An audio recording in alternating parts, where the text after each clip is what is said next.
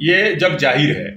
हमारे जो राष्ट्रीय अध्यक्ष हैं और हमारे जो पार्टी के आदरणीय जो रामविलास पासवान जी संस्थापक हैं, उनको मौसम वैज्ञानिक कहा जाता था। वो भांपते थे और उन्हीं का अंश चिराग पासवान जी है। तो उनकी भविष्यवाणी राजनीतिक में आज तक फेल नहीं हुआ, हमारे संस्थापक आदरणीय रामविलास पासवान जी का। और चिराग पासवान जी उनके अंश होने के नाते जो भविष्यवाणी कर रहे हैं वो सत्य है। निश्चित रूप से ये सरकार ज़्यादा दिन तक चलने वाली नहीं है, कारण कि ये इनके यहाँ ईडी और सीबीआई को जो छापा है वो गलत नहीं है। कारण कि जमीन के बदले नौकरी हुआ है, लोगों ने बयान भी दिया है। और ईडी और सीबीआई और दूसरे नेताओं के यहाँ क्यों नहीं जाते हैं? इन लोग आरोप लगाते हैं कि आज भारतीय जनता पार्टी जो है हमारे पीछे पड़ी है, मैं इसके विरोध में राजनीति करता हूं, लेकिन ये सरासर आरोप इनका निराधार है। इसलिए है कि 91 में जब पशुपालन घोटाला और चारा घोटाला का इन पे केस हुआ, उस समय भारतीय जनता पार्टी की सरकार नहीं थी, ये स्वयं सरकार में थे।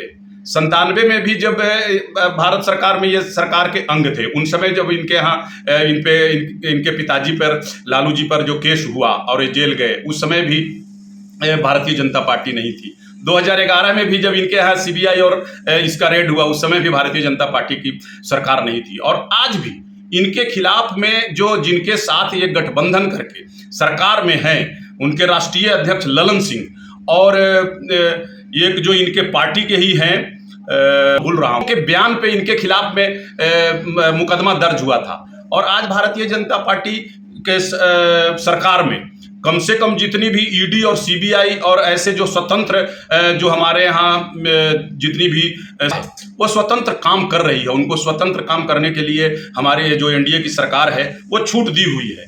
तो और भारतीय जनता पार्टी को, एनडीए के लोगों को बदनाम करना इनका आदत है। आप गलत नहीं करोगे। मैं उदाहरण देना चाहता हूँ आपको। उड़ीसा का जो नवीन पटनायक जी की सरकार है, आज तक उनके यहाँ ईडी और सीबीआई क्यों नहीं गया? वो तो भारतीय जनता पार्टी के खिलाफ में काम करते हैं, उनका अलग अपना पार्टी है।